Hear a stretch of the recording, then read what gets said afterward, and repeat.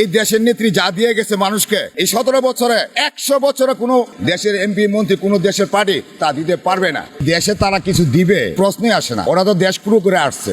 আজ থেকে 4-5 বছর আগে থেকে ওরা পরিকল্পনা কিভাবে শেখ নেত্রীকে নামানো যায়, কিভাবে নামানো যায়, দেশ কিভাবে শুরু করবো, ডাক্তার ইউনূসে এই পরিকল্পনা করে এগুলা সাজায় এই দেশ নেত্রীকে এইভাবে নামাইছে। এই দেশের নেত্রী যা দিয়ে গেছে মানুষকে এই 17 বছরে 100 বছরে কোনো দেশের এমপি মন্ত্রী কোনো দেশের পার্টি তা দিতে পারবে না। এই নেতৃত্ব দেশে ভালো চেয়েছে। শেখ মুজিবুর রহমান দেশ স্বাধীন করে গেছে, শেখ মুজিবুর রহমান সব দিয়ে গেছে, তার মেয়ে দেশকে ভালোবাসা এগুলি করছে মানুষের জন্য। তাই ওরা তো ফুটপাথে উইটা আইছে, রাস্তার থেকে উইটা আইছে, রাজমহলে বসে গেছে, রাজমহলে বসে ওরা দিশাহারা হয়ে গেছে। কি করবো না করবো, কি খাইবো না খাইবো, কত টাকা। ওরা তো মানুষের টাকা লুটপাট করে এগুলো খাচ্ছে রে ভাই। জনগণ বাচ্চা না এখন ফিরার খায় না, জনগণ সবই জানে, সবই বুঝে। দেশ কেমনে শুরু করছে, দেশ কিভাবে ইয়া করছে, জনগণ সবই জানে। এটা ফুটপাথ রাজমহলে বসে অনেক টাকা পয়সা মালিক। এই যে আসিফ মাহমুদ আগে প্ল্যান প্রোগ্রাম করে রাখছে, একটা তো থাকবে না দেশে, সবই চলে যাবে। শেখ নেত্রীর জায়গায় নামাইছে, কিন্তু ভুল বলতে এটা তো আগে পরিকল্পনা করে নামাইছে। এটা তো একটা চাল, এটা চাল করে নামাইছে ওরা নেতৃত্ব এইভাবে নামতে পারে না।